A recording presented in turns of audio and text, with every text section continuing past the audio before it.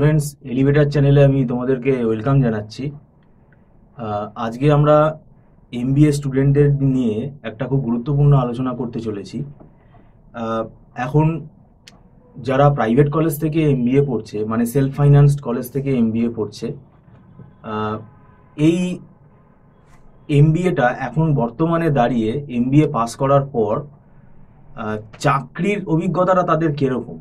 যেহেতু আমরা দীর্ঘদিন ধরে এমবিএ পড়িয়ে আসছি ইনস্টিটিউটে, তো সেই সূত্রে আমাদের একটা অভিজ্ঞতা রয়েছে এবং এই বিষয়টা নিয়ে আলোচনাতে আজকে আমরা পেয়েছি মিস্টার সৌভিক দত্তকে। আপনাকে ওয়েলকাম জানাচ্ছি। নমস্কার। আপনি যে দীর্ঘ অভিজ্ঞতা 18-19 বছর ধরে পড়িয়ে আজকে 2024-এ দাঁড়িয়ে আপনি কি ভাবছেন, কি মনে করছেন যে এই হাই কোর্স ফিস, অত্যন্ত হাই কোর্স ফিস দিয়ে যারা পড়ছে, পড়ার পর যে চাকরিটা কি তারা আদৌ মানে সেই আপ টু দ্য মার্ক পাচ্ছে? দেখুন, আপনি যদি পশ্চিমবঙ্গের কথা ধরেন, আমাদের ওয়েস্ট বেঙ্গল বা কলকাতা সারাউন্ডিংস, তাহলে আমি আপনাকে যেটা বলতে পারি সেইটা হচ্ছে আমাদের ওয়েস্ট বেঙ্গলে ম্যাক্সিমাম আপনি জানেন যে ম্যাকআউটের আন্ডারে এমবিএ কলেজগুলো রান করছে, মৌলানা আবুল কালাম আজাদ ইউনিভার্সিটি অফ টেকনোলজির আন্ডারে, এবং বাকি বলতে গেলে আমাদের ক্যালকাটা ইউনিভার্সিটির আন্ডারে আইএসডব্লিউবিএম আছে। আর মানে ভালো, আপনি যদি ওয়েস্ট বেঙ্গলের সত্যিকারের ভালো বি স্কুল বলতে চান তাহলে আইআইএমটাকে বাদ দিন, কারণ আইআইএম কলকাতা তো সবাই পাবে না। তো আইআইএম বাদ দিলে বাকি যেগুলো আমার মোটামুটি ঠিকঠাক লেগেছে, যেখানে মোটামুটি ইনভেস্ট করে তাও রিটার্ন পাওয়া যায়, সেটা হচ্ছে আইএসডব্লিউবিএম আর আইএমআই কলকাতা, এবং তার সঙ্গে এমডিআই মুর্শিদাবাদ। মানে আমাদের পশ্চিমবঙ্গের ভেতর বলছি আমি, কিন্তু বেঙ্গলের বাইরে বলছি না, আমাদের ওয়েস্ট বেঙ্গলের ভেতর। তো মেনলি এই তিনটে জায়গা থেকে পড়লে মোটামুটি একটা, যারা একটু স্টুডেন্ট ভালো হবে চান্স পাবেন, তাদের একটা ইনভেস্ট করলেও সেই টাকাটা ভালোভাবে উঠে যাওয়ার, ভালো প্লেসমেন্ট হওয়ার একটা চান্স আছে যদি তারা ঠিকঠাক পড়াশুনো করে। তাহলে আমি বলছি, এবং তার সঙ্গে ম্যাকআউটের আরেকটি কলেজ আমি ইনক্লুড করতে চাই ভালো, সেটা হচ্ছে আর্মি ইনস্টিটিউট অফ ম্যানেজমেন্ট। তাহলে army institute of management, ISWBM, MDI Murshidabad, আর আরেকটা কি বললাম জানো, বেশ আরেকটা বোধহয় বললাম আপনার আইএমআই কলকাতা বোধহয় বলে দিয়েছে, আইএমএ বলে দিয়েছে। এই কতগুলো কলেজ আপনাকে বললাম, তো এই হাতে গোনা আমাদের ওয়েস্ট বেঙ্গলের ভেতরে। আইএসডব্লিউবিএম সিউর আন্ডারে পড়ছে, আইএসডব্লিউবিএম ক্যালকাটা ইউনিভার্সিটি আন্ডারে পড়ছে, সিউর আন্ডারে, এবং আইএমআই কলকাতা সঞ্জীব গোয়েঙ্কার কলেজ, এখানে প্লেসমেন্ট একটু ফিসটা হাই কিন্তু প্লেসমেন্টটা ভালো, এমডিআই মুর্শিদাবাদ, এবং এই যেটা বললাম আপনাকে আর্মি ইনস্টিটিউট অফ ম্যানেজমেন্ট। এই চারটে কলেজে মোটামুটি প্রসপেক্ট আছে ইনভেস্ট করলেও। কিন্তু আদার দেন এই চারটে কলেজ বাদ দিলে ওয়েস্ট বেঙ্গলের বাকি যে কলেজগুলো, সে অনেক কলেজ, ম্যাক্সিমাম কলেজই ওয়েস্ট বেঙ্গলে ম্যাকআউটের আন্ডারে আছে, এবং কিছু আরও অন্যান্য কলেজ আছে যারা অন্য ইউনিভার্সিটি অ্যাফিলিয়েশন নিয়ে চালায়। তো যাই হোক, তো এখন দেখুন ম্যাকআউটের আন্ডারে কলেজগুলোর কথা আমার দীর্ঘ 17 বছর পড়াচ্ছি, এবং আমার কাছে ম্যাকআউটের এমবিএর প্রচুর স্টুডেন্ট পড়েছে, স্টিল এখনও পড়ে। যেটা আমার অভিজ্ঞতা হচ্ছে যে ম্যাকআউটের কিন্তু শুধুমাত্র আর্মি ইনস্টিটিউট অফ ম্যানেজমেন্ট ছাড়া বাকি যে সমস্ত কলেজগুলো আছে তাদের placement is not up to the mark. কারণ আমি যেখানে আমার স্টুডেন্টরা পড়ছে সেখানে দেখতে পাচ্ছি ম্যাক্সিমামই যেটা কলেজগুলো হচ্ছে দেখছি যে সেলসের দিকে ঠেলে দেওয়ার চেষ্টা করছে স্টুডেন্টকে, যে তুমি মার্কেটিং না, মানে ফাইন্যান্স এইচআরে একদমই প্লেসমেন্টের অবস্থা খুবই খারাপ ম্যাকআউটের কলেজে।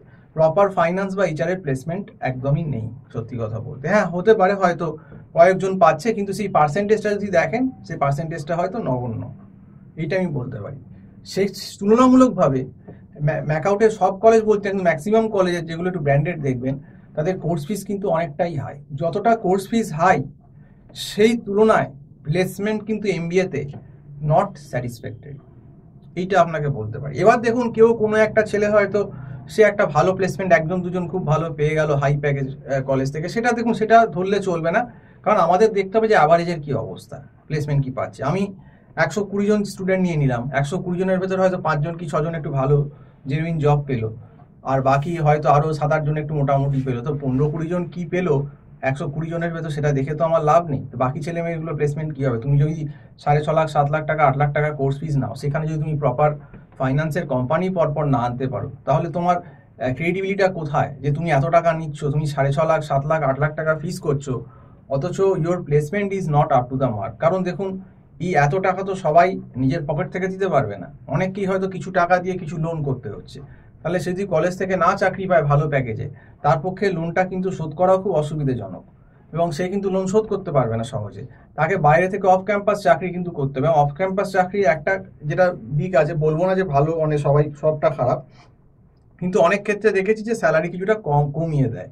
মানে অন ক্যাম্পাস জব হলে কি হয়, স্যালারি হাইকটা বেশি হয় এবং কম্পিটিশনটা কম থাকে।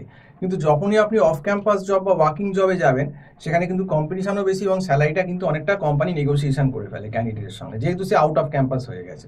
তো সেইটা একটা কোম্পানির কাছে সুযোগ থাকে, সেইটা কিন্তু হয় না ক্যাম্পাসে হলে। তো আমি যেহেতু, দেখুন, আমি কিন্তু ম্যাকআউটের একবারও বদনাম করতে চাই না। আমি নিজেও ওল্ড ম্যাকআউট, মানে ডাব্লিউটি থেকে পাস আউট 2007-এ। তো সেই জন্যই আমি সবাইকে বলছি যে এটা কিন্তু ফ্যাক্ট যে আমাদের সময়ও ডাব্লিউটির প্লেসমেন্ট যে খুব আহামরি ছিল মোটেই না। আমি নিজে পড়েছি পৈলান কলেজ অফ ম্যানেজমেন্ট টেকনোলজিতে, কিন্তু আমরা স্টিল বাইরে থেকেও জব পেয়েছি, আমাদের মোটামুটি কোম্পানি আসতো। কিন্তু আমাদের সময় কি, কোর্স ফিসটা ডাব্লিউটি কলেজগুলোর অনেক নমিনাল ছিল। কিন্তু এখন দেখুন কোর্স ফিস অনেক হাইক করে দিয়েছে কলেজগুলো। কেউ 6.5 লাখ চাইছে, কেউ 8 লাখ চাইছে, কেউ আপনার প্রায় 5-এর ওপর তো আছেই ব্র্যান্ডেড, 5.5, 5, 5.5, 6 এরকম তো অনেকেই চাইছে। কিন্তু আমার নিজের স্টুডেন্টই কারেন্ট এবারে পাস আউট করে বেরিয়েছে, ছেলেটি ভালো আমি জানি, কিন্তু তার কলেজ থেকেও সে কিন্তু খুব ভালো প্লেসমেন্ট পায়নি। সেই ইন্স্যুরেন্স কোম্পানি, ফাইন্যান্সে, সেই সেলসের কোম্পানি আসছে, তো তাকে বাইরে থেকে জব সার্চ করতে হচ্ছে।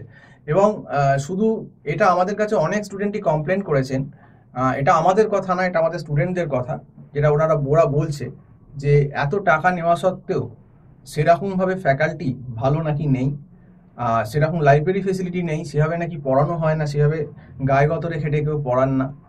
এইটা একটা প্রবলেম এত টাকা দেওয়ার পর, যেখানে পার সেমিস্টার প্রায় 1.5 লাখের ওপর ফিস দেওয়া হচ্ছে। সেখানে নিশ্চয়ই যে ফ্যাকাল্টি পড়াবেন না বা তারা যে স্যাটিসফ্যাক্টরি নন, তো এই ব্যাপারটা আমার অন্তত ব্যক্তিগতভাবে অ্যাজ এ টিচার মনে হয়েছে ঠিক নয়।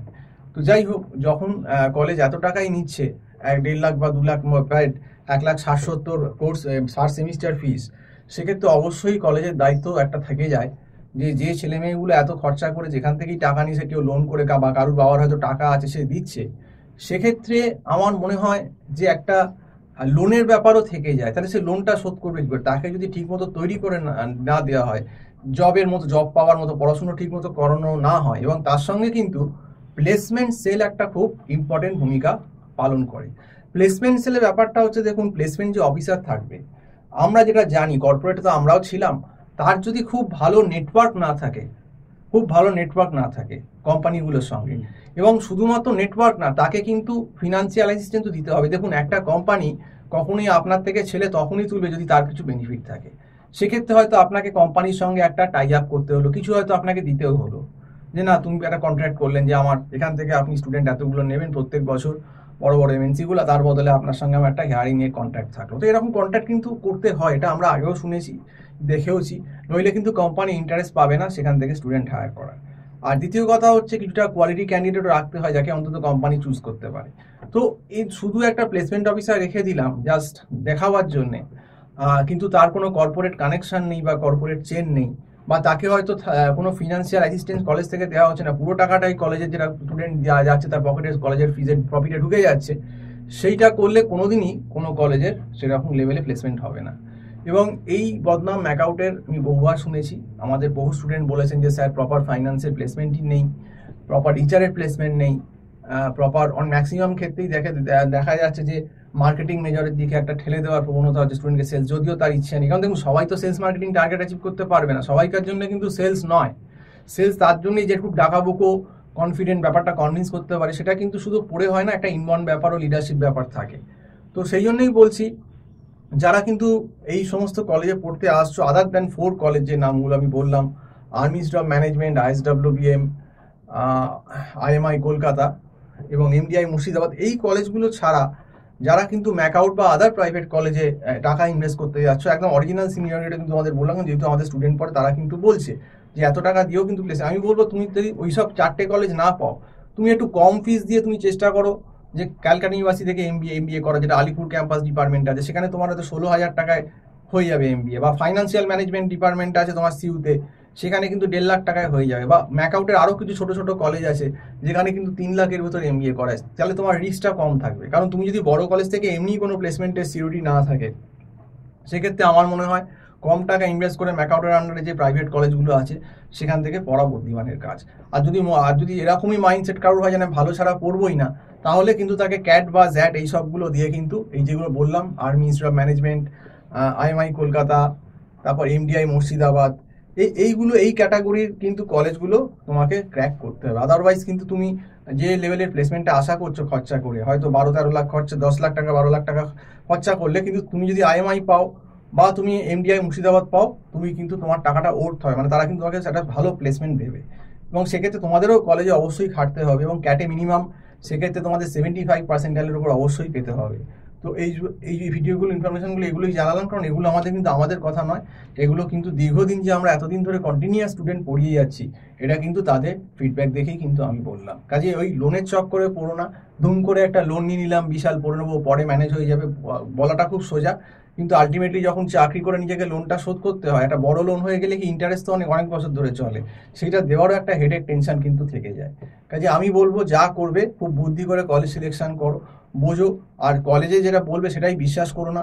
আগে সিনিয়রদের সঙ্গে কথা বলো, এনকোয়ারি করো সত্যিকারের কলেজে কি প্লেসমেন্ট হচ্ছে কি হচ্ছে না, সেইটার বেসিসে কিন্তু ডিসিশন নাও। অন্য কোনো একটা কথা শুনে অ্যাডভার্টাইজমেন্টে দেখলে যে বললো 100% প্লেসমেন্ট, এই হচ্ছে অমুক হচ্ছে তমুক হচ্ছে, কাউন্সিলারের কাছে গেলে কাউন্সিলিং তোমাকে খুব সুন্দর করে তোমাকে আর বাবা মাকে করে দিল, আমি বলবো এদের কথায় কিন্তু কান দিও না, তুমি নিজে যাচাই করো, তাহলে কিন্তু ঠকবে কম। তো যাই হোক, সম্পূর্ণ ভিডিওটা দেখার জন্য অসংখ্য ধন্যবাদ। আজকে এই অবধি বলেই শেষ করছি। নমস্কার।